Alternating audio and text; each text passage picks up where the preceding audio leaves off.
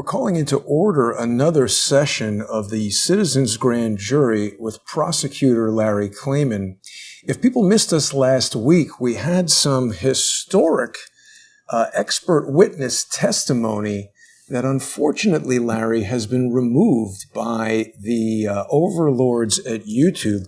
People can still see last week's session by going to rumble.com/user/CS the truth, and they can see the session from last week's Citizens Grand Jury. We're going to have more expert witness testimony right now from John Cullen and Kent Heckenlively. With any luck, Dr. Judy Mikovits will be joining us later. Larry, please introduce today. Of course. Good morning, everyone. This is our 12th session of the Citizens Grand Juries. You can see them all at freedomwatchusa.org and at crowdsourcethetruth.com. We will be having that video restored because I've spoken with Sinclair, which is the one that televised it initially. At least they were going to televise it, but they got hit with the cancel culture, and they will allow it to be released. Sinclair is a very fine network, and they're conservative, and they had nothing to do with the removal. It's YouTube, and it's others who have done this, Facebook. They continue with their illegal ways, and we will hold them legally accountable. I already have attempted to, but it's closing in on them at this point. In any event, this session will continue. We're going to continue with the testimony of John Cullen, who had very important testimony with regard to the Spanish flu and a pandemic that has been hidden from the American people and not disclosed. It's going right now, which could potentially be much worse than COVID-19. And we'll follow up with Kent Heckenlively, who wrote the book Plague of Corruption and many other books, can put things in very succinct terms. We'll get his thoughts and his testimony with regard to this burgeoning pandemic that now is coming out through John Cullen, thanks to John Cullen. John, take it away. Thank you, Larry. Thank you very much. Jason, if you have that deck that we were reviewing last time, I thought it might be helpful just to sort of review what we covered, maybe to spend a minute in review. Absolutely. And, before we do that, John, I want to make sure that viewers who are seeing you perhaps for the first time are aware that they can review your extensive research by going to the John E. Hoover YouTube channel. People can subscribe there and see simulcasts of your weekly show on Crowdsource the Truth, as well as all of the research that you've done into this gain-of-function research and all of the mysteries surrounding this coronavirus pandemic. And take it away. Well, indeed, if you look at the clip, I did an excerpt of the testimony from last week, and I published that on the Johnny Hoover channel. And as a result of that, that video got 25,000 views in less than a week, which is the most views I've had on a video in about a year. So, Larry, I don't know if you posted this on Facebook or if this was just organic or what happened here, but somehow this video went semi-viral. But this is the most views I've had on a video in a year.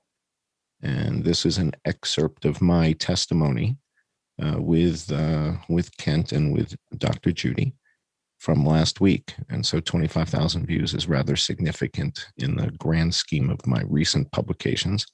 And it took me to over 40,000 subscribers. Very happy to hear that, John. Yeah. So it appears people are watching. And what I found interesting was the comments. There are well over 500 comments on that video. And the comments are very interesting to take a look at. I encourage the people who are watching this to, if you haven't seen that, you need to watch that and take a look at the comments. So, Jason, if we go to the deck, I want to just Can you see the screen share, John? Yeah. I think what happens is I think the system switches automatically. So when Larry says something, it switches to Larry. I think it's like on auto switch or something like that. Yeah, or maybe that's just my software. Yeah. Yeah. You should be able to get to the screen share from in there. I've got. Oh, you know what? I think I have to pin this thing, right? It says pin. There we go. Pin the deck. There you go. All right, I'm learning how to use Zoom. I apologize. All right. So what we covered last time is that a little over 30 years ago, I was one of the pioneers of a system called ESRI's ArcInfo. And it is the dominant mapping system. And it's the mapping system that Johns Hopkins has been using to map the pandemic. And I was the lead guy from Oracle to implement the system. So when I saw that Johns Hopkins was using effectively my software, my map, it got my attention very, very quickly, because the basic rules of how you would use it and how you build things were being violated. And if you go to the next slide, Jason, I'll explain why is this relevant in the grand scheme of this testimony. Well, the first thing that I noticed as Dr. Tedros was declaring a global pandemic was that there weren't 10 people dead in Beijing or Shanghai. And at the time, there weren't 10 dead in Hong Kong. And I couldn't understand, well, why are we declaring a global pandemic if the outbreak appears to be contained to Wuhan? So I was looking at it from a mapping perspective. Today, there still aren't 10 people dead in Shanghai or Beijing, according to Johns Hopkins. And what I find remarkable is that nobody seems to think that's relevant, yet we continue to refer to this as the China virus, and right now we're obsessing about Wuhan. So what you're looking at right now is Shanghai. Let's go to the next slide. There's not 10 dead there. This is Beijing. Oh, this is Hong Kong. Forgive me. 210 people. This is today. New York has 50,000 people dead, and Hong Kong doesn't have 250. And this, in other words, it's not just that it's not been brought up by Dr. Fauci. It's not been brought up at all. And that, to me, that's what makes it a little bit creepy. This is Beijing. There aren't 10 people dead today in Beijing, a year and a half into this. This didn't come up in Dr. Fauci's testimony to the Senate. So I found this to be highly irregular. And let me say this, is that as just a comment right now for the grand jury, is that it's Dr. Fauci's responsibility to inform the American people. He has a legal responsibility to do that, his oath of office and his position. The media, as despicable as it is, doesn't have that legal responsibility, unfortunately. That's something we'll address at our Third Continental Congress in Philadelphia on July 5th and 6th at Independence Hall. They need to be held accountable, and it needs to be put in law. So anyway, go ahead, just an aside. Indeed. So some people have said, well, maybe China is lying. Maybe we're not getting the real story out of China. If that's the case, Johns Hopkins has been publishing this data, which if it's bad and we're making decisions on it, that's kind of strange. Maybe Johns Hopkins should put an asterisk next to China if the data is not good. But Bruce Alward from the WHO says China's done an amazing job. So I have no reason to believe that he's lying to me. What we're looking at now is Korea. Now, if you look at how many people are dead in Korea, what was that number, Jason? You just zoomed in there a second ago. You just zoomed in. It's less than 2,000 people in all of Korea. There's more people dead on Long Island. Korea has 50-something million people. So is China lying and Korea's lying? How did China get Korea to lie for China? This is South Korea we're talking about. So there aren't 2,000 people dead and just shy of 52 million people. Mm-hmm. Okay, so there's fewer people dead in Korea than Long Island. Let's go back to our PDF file, back to our presentation. Let's go to the next slide. And as I start looking through Asia, and keep in mind, this I was doing this, what was it, Jason? I guess March of 2020, right? So March into early, So we were figuring this out in March into April. What you're looking at today is Japan. Now, Japan has about 120 million people in the population, and there are fewer than 15,000 dead, 13,871. To put that in perspective, Ohio has more people dead than all of Japan. Ohio. So what this starts to indicate to me, the evidence indicates that the way that the United States has been measuring COVID and the way that other parts of the world are measuring COVID appear to be distinctly different. All right. So if Ohio has, just shy of 12 million people and Japan has 10 times the population and fewer people dead, that should get people's attention, but it hasn't. So I continue to look at the largest countries in the world. And when Tedros declared the global pandemic, there weren't 100 people dead in Pakistan. Today, Pakistan has fewer people dead than New York, than Cuomo, but Pakistan has over 200 million people. Cuomo has 19 million. So how does Cuomo have more than twice as many people as one of the 10 most populated countries on the planet? So it was this dichotomy that led me to dig further. So I want the grand jury to understand the relevance of the mapping data, right? And the fact that Anderson Cooper and John King and all these guys on television don't seem to know how to click on Nigeria. I mean, I'm not doing programming here. I'm just looking at it, right? So this is Nigeria. Nigeria also has over 200 million people, and there aren't 2,500 dead. So Rhode Island has more people dead. Excuse me. Rhode Island has more people dead than Nigeria, according to Johns Hopkins. Now, the Johns Hopkins system, the Johns Hopkins map, is what we're looking at here, which is sort of a somewhat official source. And this is the part that I'm having a very hard time understanding. Has Nigeria have fewer people dead than Rhode Island? Mm-hmm.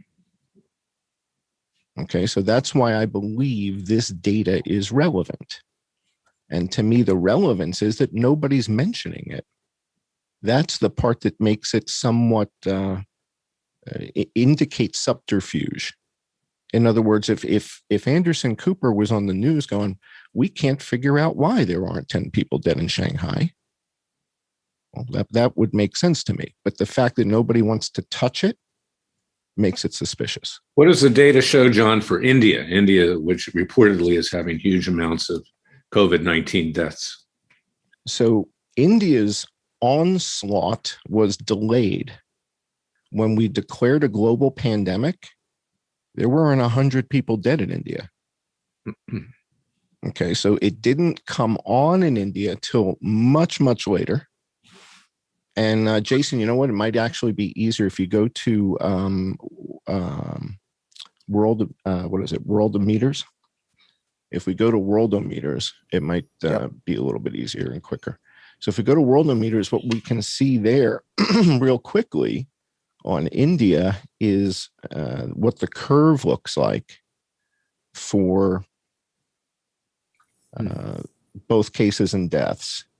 And what we see now is that the deaths... India from here, John? Sorry. View by country. Yeah, just scroll down, and click India. Just click on India. There you go. And now scroll down to cases, and you'll see how cases are starting to go away. Keep going to the chart. No, it's a chart. Keep going. There you go. The gray one. Daily new cases in India. That's it.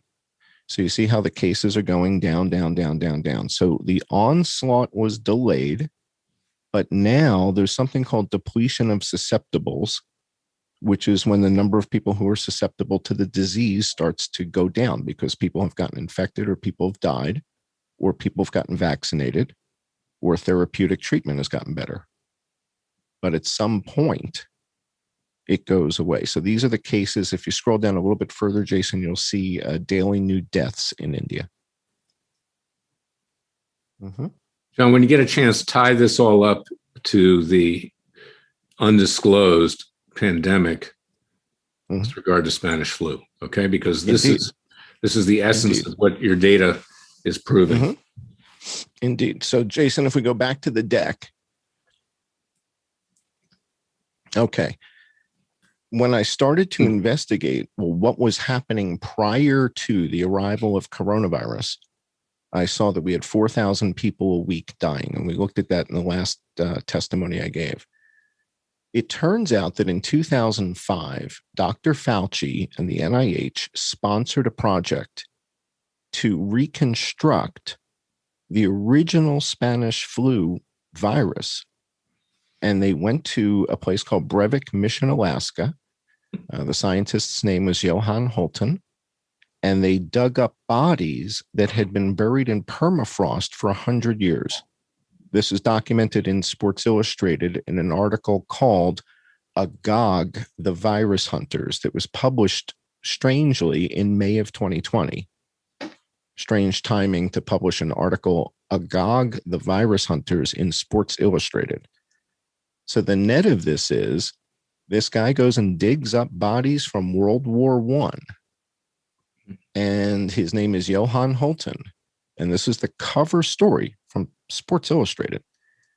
They go to Alaska, dig up the bodies, bring the lung tissue back, and then a doctor working at NIH, the same organization that Dr. Judy works in, USAMRID, I believe it is, USAMRID, a guy named Dr. Jeffrey Taubenberger, completes the gene sequence on the original Spanish flu. And they then publish this on GenBank. And this is an incredibly controversial move that Google fellow Ray Kurzweil takes exception to.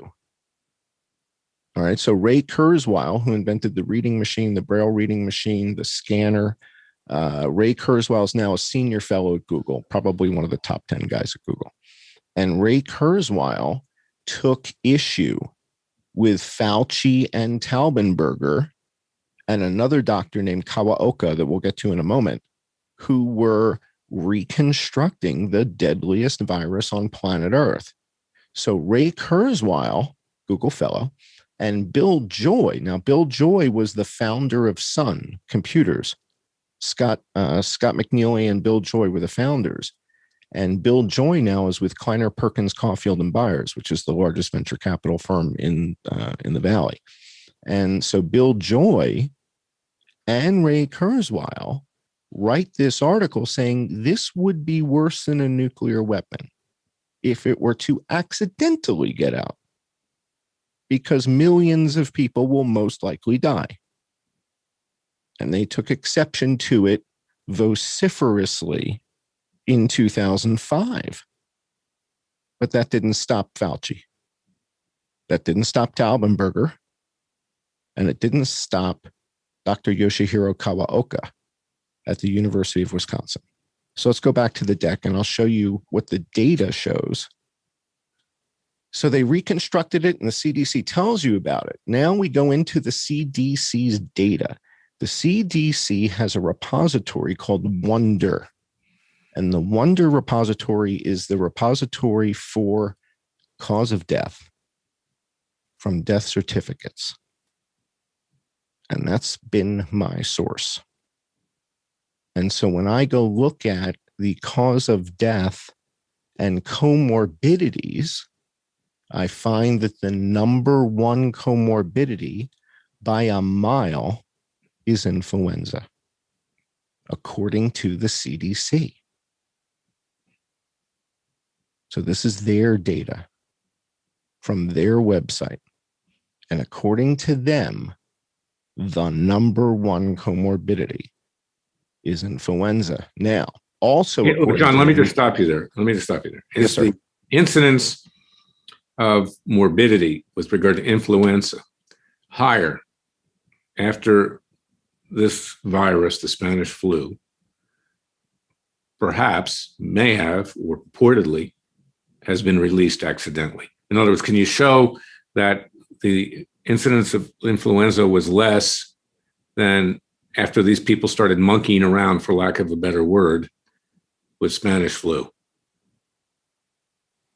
Well, what I can show you definitively is that the number of people who've died from what the CDC calls PNI.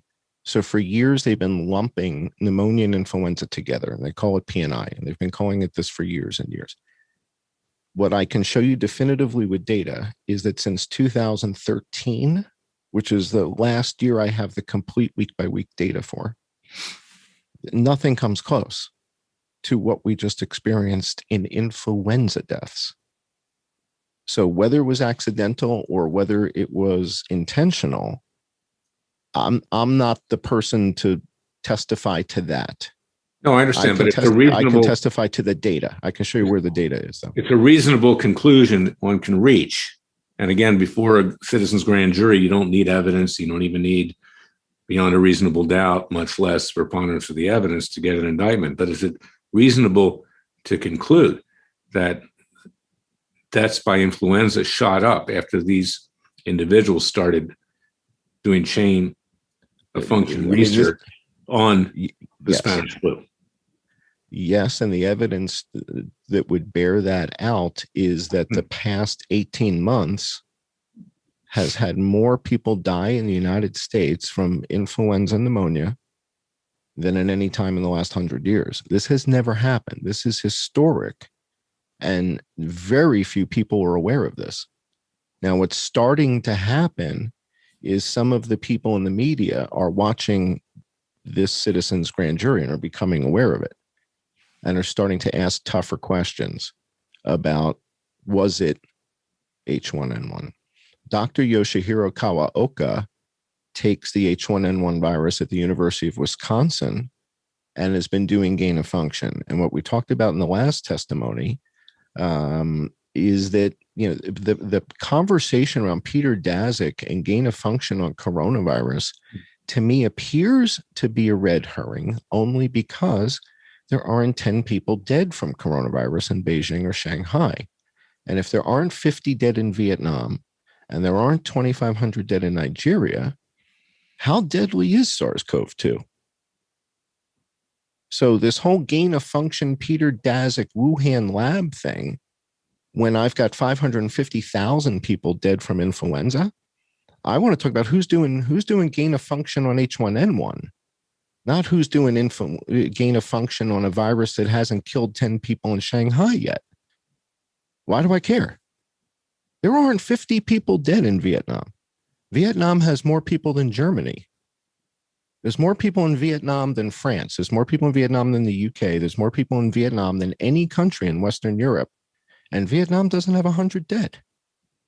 So why am I worried about gain of function on SARS-CoV-2? The CDC data is showing us right in front of us, we have 274,000 people dead from PNI last season and 288,000 dead this season. So I'm more interested in who's doing the gain of function on H1N1. And if more than half of the people who've died with coronavirus also had influenza, but they weren't treated, they weren't given therapeutic treatment for that influenza, and I believe that's negligence. Let me ask this. Let me switch to Ken Heckenlively right now. We'll come back to you, John. Ken, notwithstanding, I want you to comment on what John has uncovered, but also, will these vaccines in any way prevent serious illness or death with regard to Spanish flu, the vaccines for COVID? First of all, I'd like to comment on what John has. Yeah, go ahead. Go ahead. Take the whole thing. And let her I support it here because I think it's really explosive. And I think what's really interesting about what John brings up is the same pattern that I have found in my investigation in my books, that it is so difficult for us to get to the truth. Now, John brings up some really excellent questions, some facts that I had never heard before, like about Shanghai and Hong Kong and some of these other places like South Korea. So, John, really kudos to you for your research. I think that you raised some really interesting questions that have me, the writer of these books, questioning a number of things that I believe. But like, I have found this pattern of the public health authorities often publishing the real data in places where they think we're not going to look, and that sometimes all we need to do is start looking where scientists would look, and we come to dramatically different conclusions that are put out in the newspapers. So, specifically speaking about the COVID-19 vaccines, excuse me, one of the great dangers is the fact that there's been no long-term safety testing of these. They skipped animal testing. I just spent the weekend at the Red Pill Conference in lovely South Dakota, which is a great mask-free state. And, I heard from a number of experts about the dangers of the COVID-19 vaccines. And the problem is that so many of us are in this zone of darkness where these people who have lied in the past to us they still have the stage, and we need to get these people taken off of the public stage, and we need to get honest researchers out there. We have places like YouTube, Google, and Facebook censoring us, and so it is really a terrifying time. And what I always like to use is the precautionary principle. And as an attorney, I feel very comfortable in telling people there is not a good system available to determine the safety of vaccines because of so many of the legislative changes that have been done. So I am of the opinion that there should be zero vaccinations given until safety is established. And I will stand on that as an attorney, as somebody who is qualified to look at risk, to look at systems, to see if those systems will ensure that the truth comes out. So from all of my research, I do not trust a single thing that these public health agencies tell us. Well, that's of course important because Fauci's he's at the tip of the pyramid here, and he has a duty to advise the American people. And he knew or should have known, given his so-called expertise, position, and experience of what the risks are. And consequently, he has committed treason against the American people. And that's part of, our citizens' grand jury indictment. And this is something which will be pursued. Let me flip back to John, for further commentary. And after we're finished with that, Ken, if you can bring us up to date on the current developments, for lack of a better word, with regard to COVID-19 vaccines, and information that has come out in the last week or so, if any. Back to me? Yes. So, all right. So I think your original question about the vaccine was, is there any efficacy against H1N1 with these new vaccines? And I believe the answer to that, Kent, from a scientific perspective, would be based on the spike proteins. And I guess the answer to that would be no, right? The H1N1 spike protein and the coronavirus spike protein obviously wouldn't be the same. So the answer would be no. We do have influenza vaccines. There's a trivalent and a quadrivalent vaccine. But we also know from Dr. Fauci that those vaccines on average are 30 to 40% effective season to season. So that's the efficacy of the influenza vaccines. Now, I do believe there's also a new vaccine that they're talking about bringing out now, which is a combination vaccine, which is coronavirus and pneumonia. And there is an independent pneumonia vaccine called Pneumovax that's supposedly very effective, and it's a single shot, and that's it. There's no boosters. You get it once in your life and you're done. And that's supposed to be very effective. And obviously, Dr. Fauci doesn't want to talk about that one. All right, so let's talk about the PCR tests, because this has been a very active part of the conversation. Many people who are trying to figure out what's going on here keep pointing to the PCR tests and that they're not supposed to be used for diagnostic purposes. And what it appeared to me is why the PCR tests are being used in the first place. And all the attention that's being paid to the PCR test is being paid in the wrong place. In other words, people are looking in the wrong part for the wrong thing. So you have to understand why this PCR test serves a purpose. And there's a term, I think, in the legal world and in the criminology world and in the world of prestidigitation called modus operandi. And the modus operandi in magic is how it works. And the modus operandi, I don't know what the legal use of it is, but I think also when they're doing investigations, it's how it all came together. So the MO, right? They talk about the MO. So the modus operandi, if you have a outbreak of a deadly virus that you were responsible for building, how do you make sure nobody knows it's happening? Well, we go back to the PCR test. So the issue with the PCR test and what so Dr. Kerry Mullis, who invented it, won the Nobel Prize for it, but he said, you're not supposed to really use this for diagnostics. Well, what was he really trying to say? If you go to the next page, Jason, I'm going to explain this very clearly. When somebody is given a nasopharyngeal swab, they stick a Q-tip up your nose.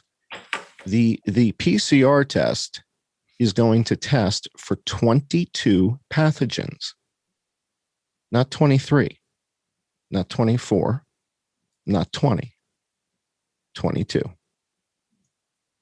But you know what's not on here? Tuberculosis. Now, if you have tuberculosis and you go get a PCR test, they're going to tell you you're fine.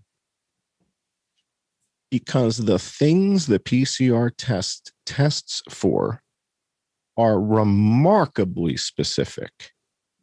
Do you see H5N7 on there? No, you don't. There is no H5N7 in the PCR test. Do you see H3N5? Maybe, maybe not. Right? So the only pathogens that are in the array in the PCR test are listed right here. Well, guess what's not in here? Ebola, Marburg virus, Lassa virus, and reconstructed pandemic influenza. Those are all BSL-4 pathogens, and not a single one of them is in the array because we're not testing for Ebola and we're not testing for Marburg. And we're sure as hell not going to test for Taubenberger's reconstructed influenza. That's a BSL-4 pathogen. You need a balloon suit to work with that. You understand what that is, right? When you see the pictures of the people in the labs in the balloon suits, right? That's BSL-4. So when Dr. Judy is talking about BSL-4 and BSL-3, they have a mask on, but they're in their normal clothes. BSL-4, they're in that balloon suit. The reconstructed pandemic influenza from 1918 that Taubenberger recreated and that Fauci funded is BSL-4, the same as Ebola, the same as Lassa virus, Marburg virus. These are the most dangerous pathogens on Earth. And Jason, if you scroll down to the bottom of the page, you'll see exactly what I'm saying. Go all the way down to the BSL-4 pathogens. And the last one on the page, the last one they're going to tell you about is reconstructed pandemic influenza. All the way at the bottom. Last thing they talk about. List the BSL-4 facilities. This is where you're going to find it. This is where you'll find the BSL-4 pathogen, right? And the thing that Ray Kurzweil was incredibly upset about was that Fauci and Taubenberger published this in the public domain. So once they had the genome in 2005, they published it on GenBank. And what that meant is anybody that has a genetic synthesizer, not a sequencer. Last time I used the term sequencer. The sequencer is the thing that figures out the sequence. The synthesizer is the thing that actually makes it and creates the new stuff. So if you have a genetic synthesizer and the gene sequence from GenBank and enough time, you can create Spanish flu. And this is why Ray Kurzweil and Bill Joy were so upset and said, you guys are out of your minds. You should not be doing this. This is wrong. This is a bad decision. But they did it anyway. Let me ask Kent, why would they have done this? Why did they need to resurrect Spanish flu and dig up bodies? You know, I hate to say it, but it comes down to these boys like to play with their toys. If they can, they will.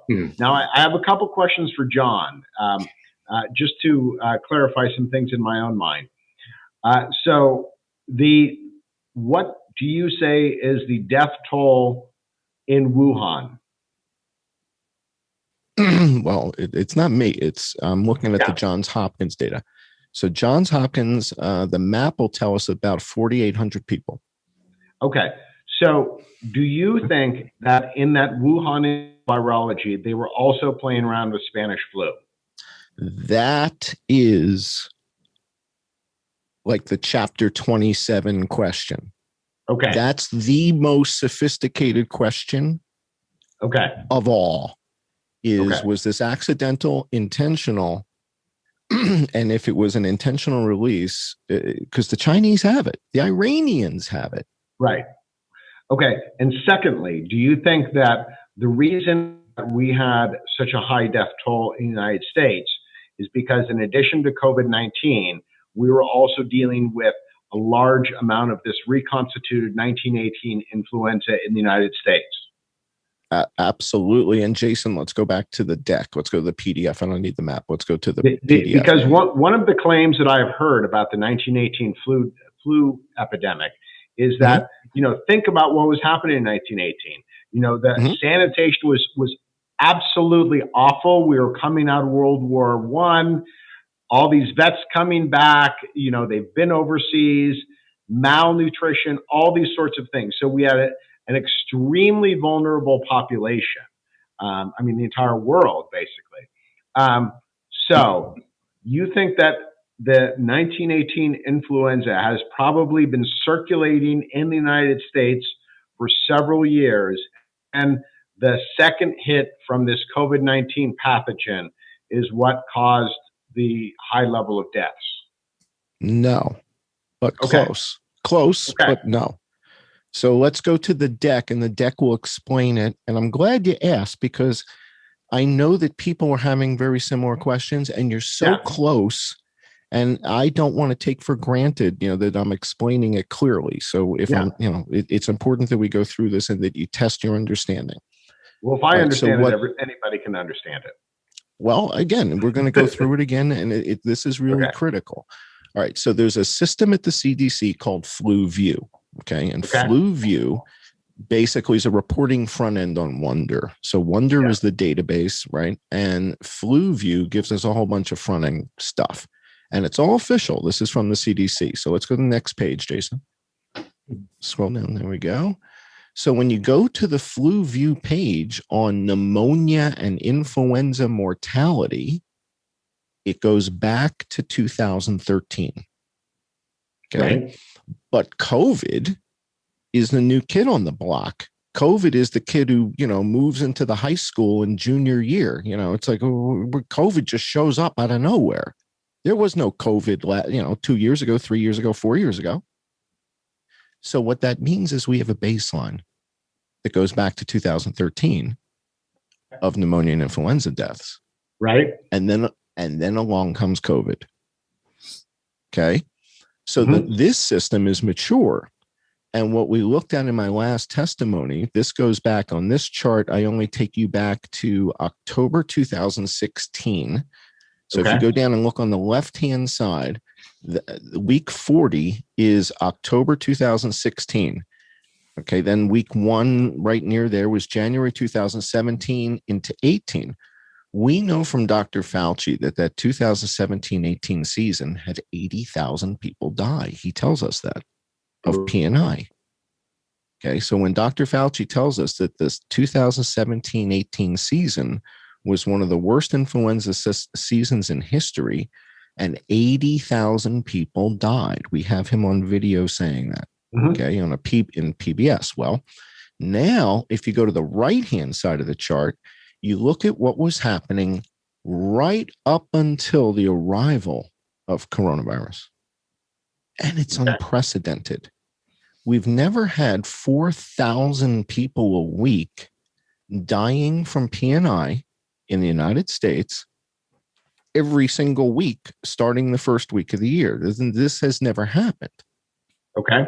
So all right. So I'm looking just at this. I'm not even looking at the corona numbers. There's no corona here. This is just influenza. Okay. And I'm saying, all right, looks like something's up here. And so I start to check the media. And what we played last time, I think we played a quick clip from Time Magazine where they were saying, this is the worst influenza outbreak we've seen. Okay. This is unprecedented. So now, do I know yet? Has the hypothesis yet been developed that this is H1N1 Spanish flu? Not yet. I just see it's influenza, right?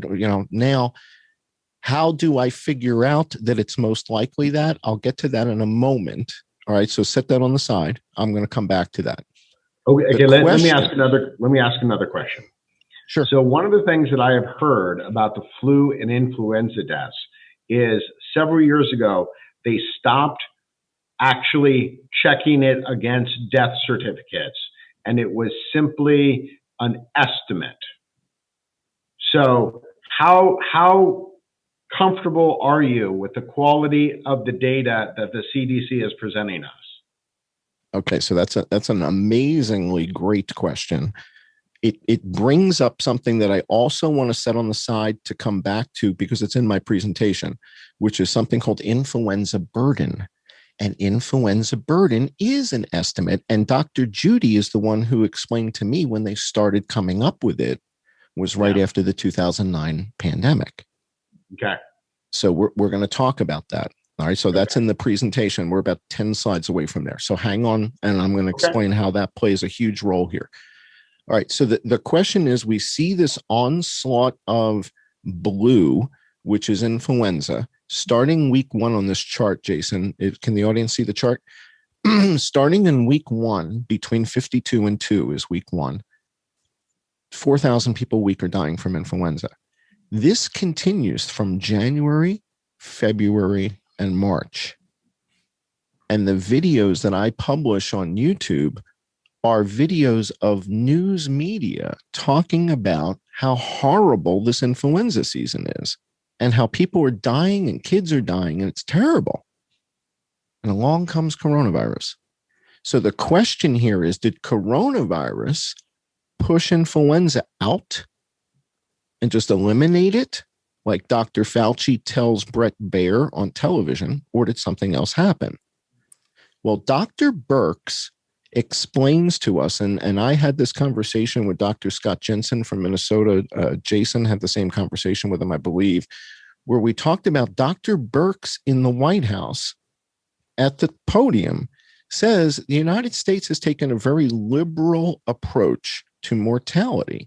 And Jason, I think you have the article that cites that, right? I think you had that article queued up in your browser, that article about Dr. Birx. You had that in your browser queued up. Yeah. Give me just a second. Tabs there. Sorry. No problem. It's important for people to know that none of this is rehearsed. All on the fly. There you go. There we are. Look at that. Fantastic. All right. So Dr. Birx, we can't play the video clips because last time this whole session was removed for that one little clip. Well, that's not the reason. I mean, but Jason can make that determination. You're allowed fair comment. You're allowed to play little clips of things. It's just that you're dealing with YouTube and Facebook, which are right. Exactly. Mile left. The automated software removes it. So just to avoid that, John, give us a recap of what was said. Yeah, and you guys can look this up yourselves and play the video and listen to Dr. Birx. But effectively, she says, look, if somebody has Alzheimer's and contracts COVID, we're going to mark that as a COVID death. And what we heard from Dr. Scott Jensen was early on, they were telling him, if it looks like COVID, mark it COVID. You don't even need to confirm it. And he was dumbfounded by that. He went on Laura Ingram's show and was talking about that. So Dr. Scott Jensen tells us this part. And what we learn here, right, is that this isn't quite lining up. Let's go back deck that we have. Yeah, Dr. Scott Jensen is the one who also told us about the benefit, the monetary bonuses, and how much they were getting reimbursed for each COVID case at each hospital. Was $39,000 if they were intubated, $13,000 if they weren't intubated, and then there was a $77,000 per patient bonus if you had 100 COVID patients admitted by, I think it was June the 10th of last year. So that's somewhat remarkable. That sounds like a sales spiff, John. That's what Dr. Jensen said. Dr. Jensen said, it was like a car promote, like we were working at the Cadillac dealer or something. I'm paraphrasing, but that's what I heard. Kent, back to your question about, what happened with this onslaught and how do we know what it was and all that. This chart that we see on the screen now is showing us the influenza and COVID deaths by week, side by side. And we see that it's not until week 15 that the coronavirus deaths exceed the pneumonia and influenza deaths, right? So, but keep in mind that these COVID deaths are all deaths with COVID. This is the Dr. Birx explanation. This is why that's so relevant. So when Dr. Birx says, yeah, we count all deaths with COVID. Okay, well, now that's why we have to pay attention to the comorbidities. How many of these people had Alzheimer's and were terminal and contracted COVID? How many of these people had terminal cancer and contracted COVID? Right? So did SARS-CoV-2 kill them? That's why I go to Vietnam. I said, well, how many are dead over there? Not 100 people? There's not 2,500 dead in Nigeria? Okay. So all deaths with COVID maybe is a somewhat inflated number based on what we heard from Dr. Birx. That's why I look at comorbidity. And I find out that half the people dying with COVID also have influenza.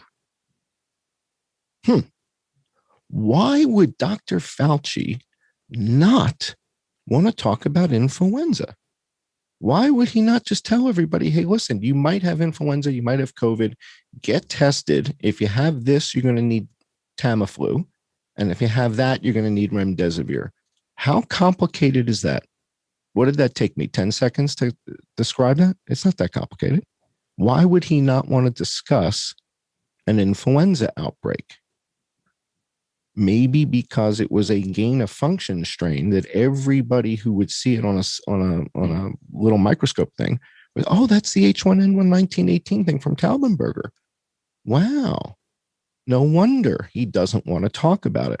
Fauci's happy to talk about Peter Daszak, Wuhan, Dr. Shi, and bats all day long because SARS-CoV-2 hasn't killed 100 people in Vietnam. It hasn't killed 2,500 in Nigeria.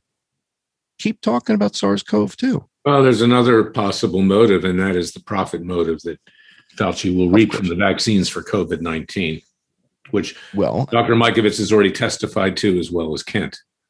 And that takes us that. Let me ask you a couple questions, John. Sure.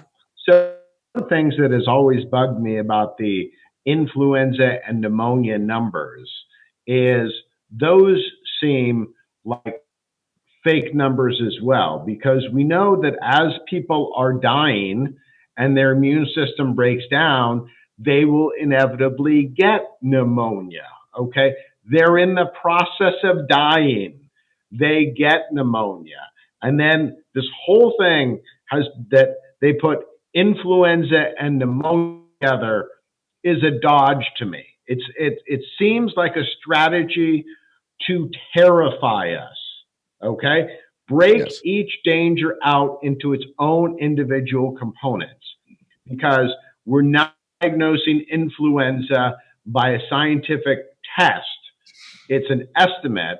Pneumonia is what happens when people die. They pretty much always get pneumonia in the process of dying, unless it's in a car accident or something like that. So, and one of the things that I am really on the edge of my seat, and I think all of the listeners should be too, is in the recent weeks, as we have heard the name Peter Daszak, we have heard that the news media coming out and saying these things that Judy and I were saying 14 months ago. There's a part of me that is nervous, because I'm saying to myself, these are liars. So if they're saying what we were saying 14 months ago, what lies are they currently concealing? And so, I'll be clear on this. I don't know the truth of these things. I have my suspicions, have my opinions that I've been led to by my research, but there's something very strange going on in the news now, because it actually seems like there is, it's like the media, I believe that the media plays a kabuki game, and I can't quite figure out the kabuki game at this moment. It seems like half of the country is saying, oh, Fauci lied. Okay, great. And, maybe a third of the Democrats are going, well, maybe there's something there. And I just don't trust it. I can tell you that.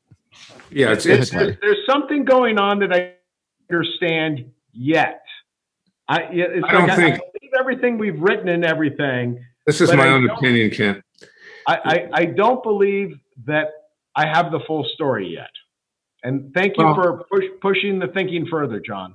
Well, what's important, I think. You don't have the full story. And I can tell you, again, you're just getting introduced to all these new notions now.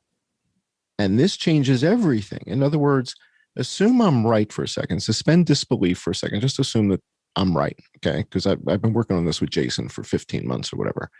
And I'm simply using CDC data. That's it. I use CDC data, Johns Hopkins maps, and the World Health Organization's influenza data. That's it. That's all I use. I don't, or this Worldometers, which is pulling it from the CDC. So what we, the net of this is, if in fact this reconstructed 1918 strain got out, it's highly identifiable to somebody like Dr. Judy. She would see it on a slide and know exactly what it was. She said, we had her on last week, and she said, that's not a big deal. She would know what it was instantly. So if Fauci doesn't want, and Pompeo, remember the clip we played last week of Pompeo? China, China, China, China, Wuhan, China, Wuhan, Wuhan, China. There aren't 10 people dead in Beijing, but he didn't bring that up. He doesn't want you looking in Galveston. Well, he's a spook to begin with, so he doesn't. Correct. He's trained not to bring anything up other than what suits him. But let me just say this about the media. The issue of the citizens' grand jury is what Fauci knew and what he did not disclose. Now, it's obvious that he knew about this. He should have known about it, and it was not disclosed to the American people, and that we're off taking all these harmful vaccines that could really kill a lot of people, notwithstanding maiming them or giving birth defects to children or whatever, when there's another elephant in the room here, a much bigger elephant in the room. And that's the basic issue. As far as the media is concerned, although it's not relevant to this grand jury, but it is relevant to what you're saying and the American people's understanding that they don't get the truth from any source, is the fact that there's just a leftist reaction to anything someone who is not part of their socialist, communist, atheist creed says. It's just, if you say white, they'll say black. All of a sudden it becomes a contest of preserving the people that they worship at the altar to. And it's not just Fauci, it's also the communist Chinese and its other socialist regimes around the country. So that's what we're dealing with right now. And if you can't get the correct information from the government, then we need a new government. And that's why, and this is a little commercial right here, I hope people, and you're going to be there, John, and Jason's going to be there, and Kent, I hope you'll be there, and Dr. Judy, if you can't get there physically, we'll put you on by Zoom with a big screen, is that we are talking about forming a new government by and for the people, okay? That this government doesn't represent us, and that's clear. And that's why we have to do these citizens' grand juries. If we had a government, a Justice Department that would spend its time holding people accountable to the rule of law rather than rounding up peaceful protesters in Washington, D.C. like a German Gestapo, then you wouldn't need citizens' grand juries, and you wouldn't need the Third Continental Congress at this particular point in history. So that's where we are today. So very quickly, John, I Yep. just want to point out one thing about this article here in the Washington Post. I'm pretty sure I was looking at this earlier this morning, and it was classified as an opinion piece. Now it is perspective, but this is an op-ed defending Fauci.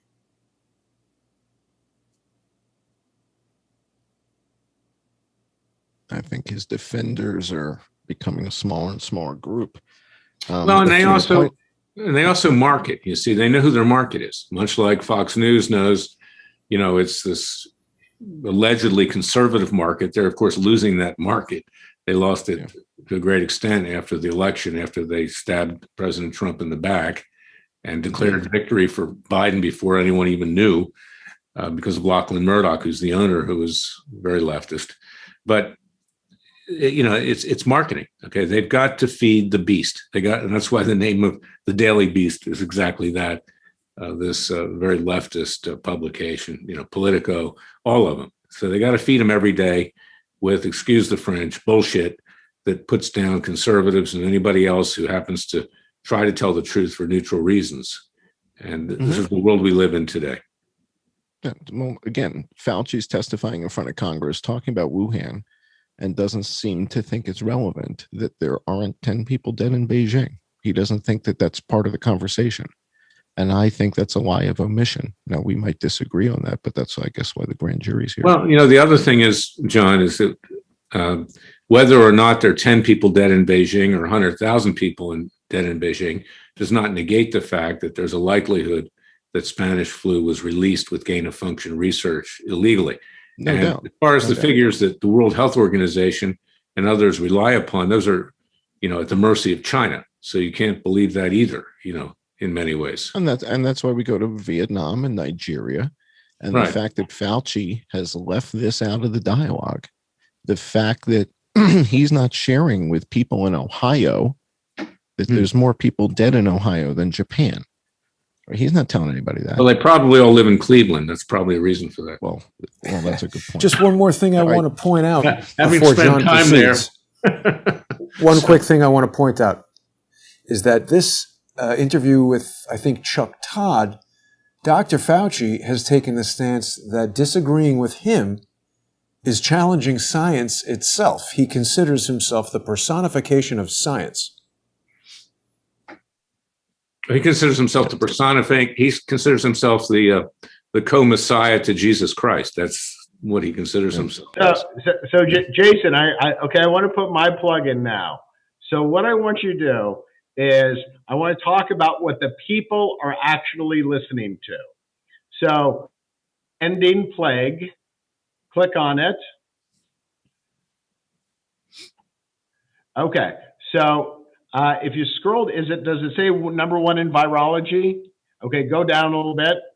Go down. So go down. There's a section with a number of boxes. Keep going down. Keep going down. Beyond that.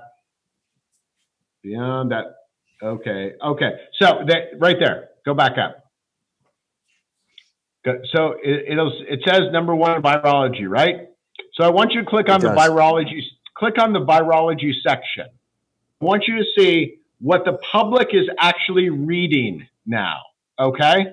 So against the anti-truth narrative that the top 6 are all Dr. Okay. So Number 1, Ending Plague. Number 2, Plague of Corruption. Number 3, Robert Kennedy's book on Fauci. Number 4, Plague of Corruption. Number 5, Plague of Corruption. Number 6, Plague of Corruption. Okay, keep going, keep going, keep going. Oh, our original plague, then Ending Plague. It's only when you get to number 9 that you have a mainstream narrative. Then you got Corona, false alarm, questioning the narrative. Spillover, establishment book, then the real Dr. Fauci, then unreported truths about COVID. The people themselves are asking these same questions that all of us here are asking. But the mainstream media is not reporting that the people who read books are reading our books, the books that we read, because we want to know the truth. We know that we're being lied to somehow. So I really want to encourage people to go out and pre-order Ending Plague, because we got it to number 30 in all books on Amazon. I know we hate Amazon. Sorry, that's the way it goes. So what pre-orders do for that book is it makes sure it gets in the bookstores, okay? It makes sure that when it publishes in August, that it ends up on the New York Times bestseller list. So the best thing that people can do is pre-order Ending Plague, because we go through that, not only the history, but the hope of how we can change this right now, because all the things that people have been hearing about, the hydroxychloroquine, the ivermectin, these are the Tamiflu, if it's the 1917 strain. All of these things are inexpensive answers to these problems that don't fatten the wallet of big pharma, okay? We need to make big pharma little pharma, okay? There's a place for pharma, but it's much smaller. We don't need a pharma that is over $1 trillion, okay? We need a much smaller pharmaceutical agency. Here's just the numbers. The numbers are that big pharma makes over $50 billion a year in vaccines. They spend $6 billion on the mainstream media.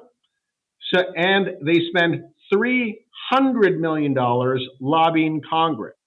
That is twice the amount that big oil and gas spends. So for all those liberals and leftists out there who worry about the influence of big oil, well, you should have double the amount of concern about big pharma. Well, and talk about simple solutions to complex questions, complex in quotes, is that Dr. Judy Mikovits and you, Kent, and others, and Fauci later on, after the pandemic hit, was forced to admit this, that one of the things that people could have been doing, and I do it every single day, is to take vitamin D, vitamin C, and get sunlight to build your immunity system up, okay? And, but that wasn't expressed either for many, many months by Fauci. And here's what drives me crazy.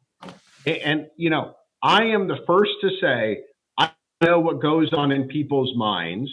I can only talk about what they tell me to do. But if there was, let's just assume that everything out there is, approximately the right thing. This unknown virus is coming around. The worst thing you could do, stay out of the sun inside. Not have good social relations. Cover your mouth with a mask so you are rebreathing your own air, okay? That's not good. So, and nonstop porn fear in the media. Stress puts your immune system down. So why is it that every single thing they told us to do for this pandemic would increase the number of deaths? We know for every 1% gain in unemployment, we have about 40,000 more deaths, okay? So numbers kind of line up. So somebody, or why didn't they tell Americans to lose a couple pounds, okay? And go for a walk in the sunshine for an hour a day, okay?